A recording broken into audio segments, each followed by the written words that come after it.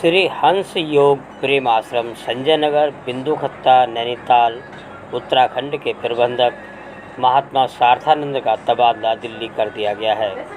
उनके स्थान पर आगरा आश्रम की व्यवस्थाएं देख रहे महात्मा हर्षानंद ने आज यहां कार्यभार ग्रहण कर लिया। इस दौरान एक सादे समारोह में महात्मा सार्थानंद जी को विदाई देते हुए उनके द्वारा किए गए कार्यों को प्रशंसनीय एवं अनुकरणीय बताया गया।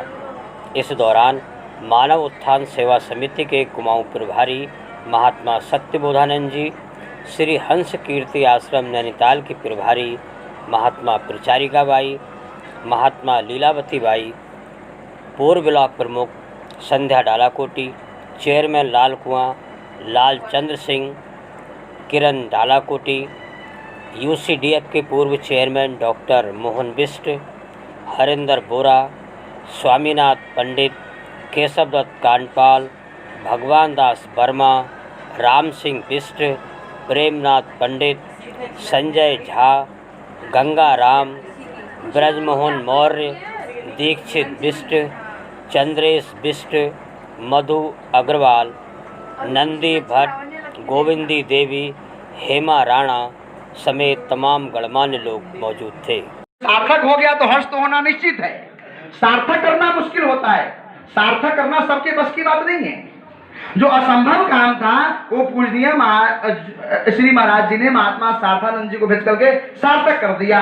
अब सार्थक हो गया तो कहा अब दूसरी जगह सार्थक करो। अब मैं हर्षानंद को भेज रहा हूँ, यहाँ हर्ष फैलाएगा, अपना हर्षानंद करेगा, हर्ष फैलाएगा। तो महात्मा हर्षानंद जी आए हैं और मुख्य रूप से मैंने आपको पहले भी निवेदन किया है कि मैं ही बिंदुखत्ता ज्यादा रहूंगा, क्योंकि जिम्मेदारी मुझे दी गई है कि बिंदुखत्ता आपको देखना है। तो मैं पूरे कुमाऊं में जाता आता रहता हूँ, हल्द्वानी में जाता रहता था, पर अभी हमारे बीच में पूजनीय दो बाई जी है।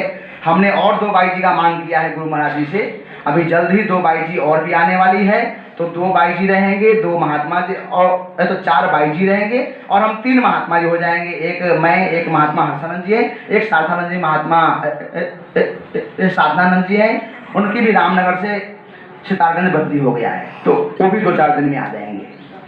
तो हम 7 संत महात्मा आपके बीच में रहेंगे और कोई ना कोई पूरे जिला नैनीताल में हम जहां भी सत्संग कार्यक्रम होता रहेगा वहां जाते रहेंगे। पर अधिक से अधिक समय मैं बिंदुखत्ता में दूंगा और बिंदुखत्ता की सेवा करूंगा और बिंदुखत्ता वासियों की आज्ञा का पालन करूंगा। जो आप आज्ञा देंगे उसका हम स्वीकार करेंगे।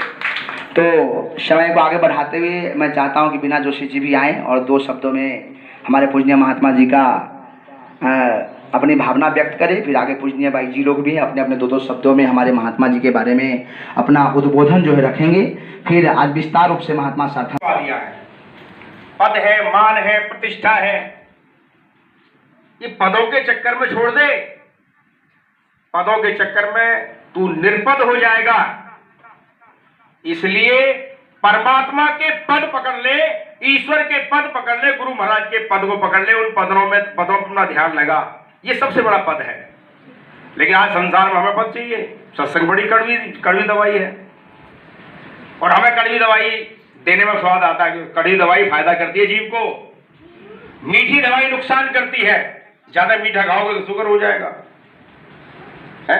तो महात्मा हर्षानंद जी के चरणों में प्रणाम करते हुए फिर हमारे कुमाऊं प्रभारी सब पे भारी इनके चरणों में प्रणाम करते हुए, मेरे से ज्यादा योग्यता है इनके अंदर। इस आश्रम को रहना नहीं पड़ेगा, जाने मत देना इधर से। तो हल्द्वानी वल्द्वानी का नाम मत लो, यहीं से काम करना है। अड्डा इसी को बनाओ, गैंग चाहे कहीं भी काम करे, अड्डा इसी को बनाओ। ये गैंग है इनकी, साधु संतों की गैंग होती है, अपने अपने क्षेत्रों में काम करते हैं। महात्मा जैसे रामनगर में पूजनी बाई जी है, तुम्हारी स्नेह बाई जी है, हमारे महात्मा जी जो है क्या नाम है उनका, साधनानंद जी है, आत्म वेदांतानंद जी हैं, हर्षानंद जी हो गए, पूजनी लीलावती बाई जी, और भी साधु संत लोग आएंगे। लेकिन ये कुमाऊं का केंद्र रहा है हमेशा। महात्मा परमानंद जी ने इस आश्रम की स्थापना की, उनके समय से ये पूरे कुमाऊं का एक प्रचार क्षेत्र रहा और यहीं से सारे कुमाऊं का प्रचार हुआ है।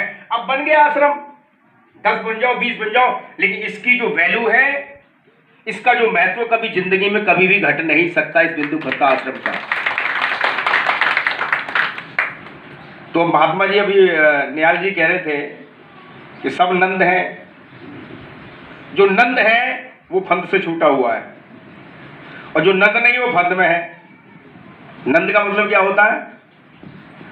नंद के आनंद में। अब जन्माष्टमी आ रही है तो कहते हैं नंद के आनंद भयो। बुरी तो नहीं लग रही कोई बात, मैं बुरा ही बोलता हूँ। और मैं तो ज्यादातर यहाँ जितने भी अड़ोसी पड़ोसी इनको जोर जोर से मेरी आवाज जाती है, मैं खूब जोर जोर से चिल्लाता हूँ जैसे काम करवाने के लिए। इन दिनों में तो लॉकडाउन में हमें फुर्सत, सबको फुर्सत थी पर मुझे फुर्सत नहीं थी, सबको फुर्सत थी। कुछ जैसे ही हम होली के कार्यक्रम से गुरु महाराज के दर्शन करके आए, आने के बाद में एक प्रोग्राम